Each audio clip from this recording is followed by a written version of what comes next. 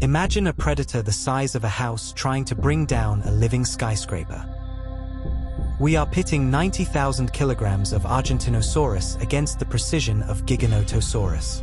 By bypassing cinematic tropes, we reveal the visceral, high-stakes engineering of a battle where one wrong move means total structural failure.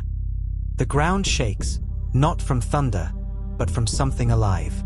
A shadow stretches across a prehistoric valley, vast, slow, unstoppable. Trees bend, birds scatter, and then another presence emerges from the forest edge. Faster, hungrier, watching. Two giants. One moment in time, and only one question matters. What happens when the largest land animal to ever walk the earth crosses paths with one of the most powerful predators in history? This is the story of Giganotosaurus versus Argentinosaurus, the biggest dinosaur battle ever imagined. But here's the twist: this wasn't a fair fight. Because one of these creatures wasn't built to hunt, and the other may not have been built to win.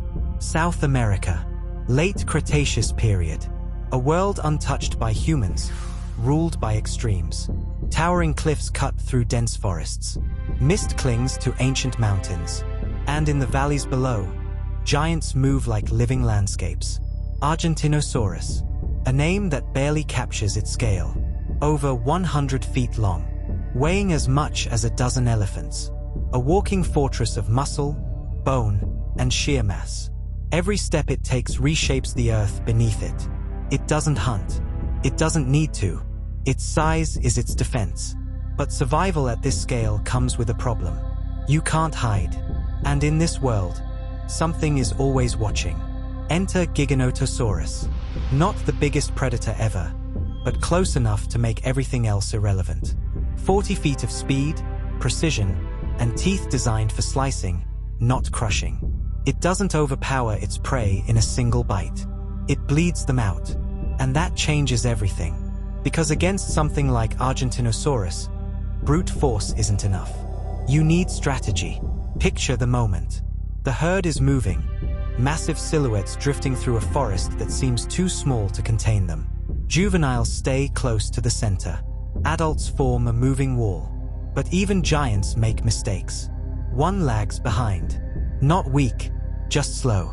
And in this world, slow is all it takes. From the tree line, Giganotosaurus watches. It doesn't rush in. That would be suicide. Instead, it studies. Timing, distance, weakness. Because taking down something this large isn't about strength. It's about patience. The attack doesn't start with a roar. It starts with silence. Then, a sudden burst of movement. Giganotosaurus lunges, jaws open, teeth flashing in filtered sunlight. It doesn't aim for the neck. Not yet. It goes for the flank. A slash. Deep, calculated. And then it retreats. No dramatic standoff. No prolonged clash. Just damage and distance. Argentinosaurus reacts instantly. The ground trembles as it pivots, its tail swinging with terrifying force. A single hit could shatter bone, end the fight in seconds. But Giganotosaurus is already gone. Because this was never about one strike. It's about many. Minutes pass. The herd moves on, but the wounded giant struggles to keep pace. Blood loss begins to matter. Every step becomes heavier. And somewhere, just beyond sight, the predator circles. This is where the balance shifts. Because size, for all its power, comes with a cost. You need more energy, more oxygen, more time. And when something starts to go wrong, it goes wrong slowly. But it doesn't stop. Giganotosaurus attacks again. Another slash. Another retreat.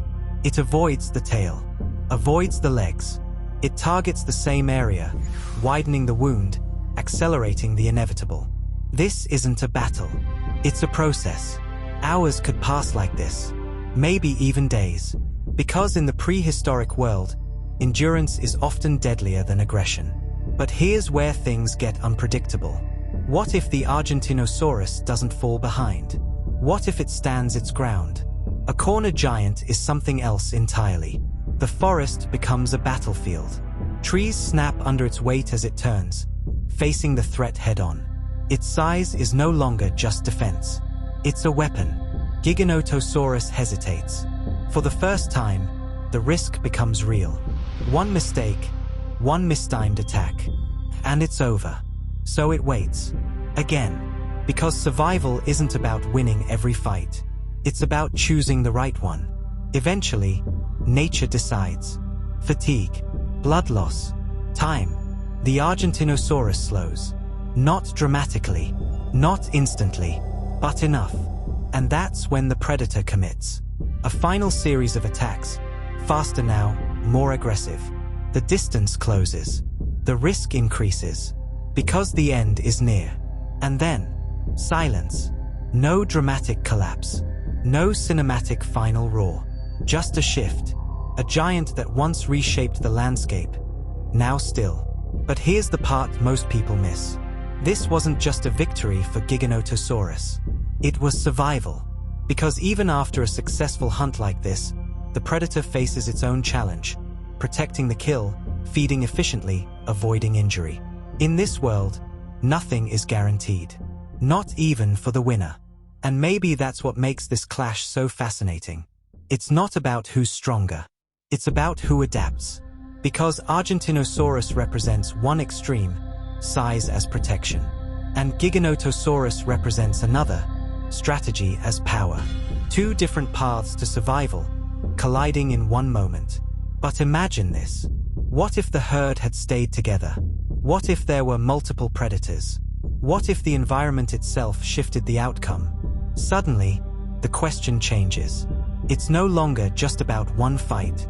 It's about an entire ecosystem, constantly balancing power, risk, and survival. And that raises a deeper question. In a world where even giants can fall, and even predators must be cautious, what truly determines who survives? Size or strategy? If you're into real, cinematic dinosaur battles like this, hit subscribe. Because the next encounter might be even more brutal and far less predictable.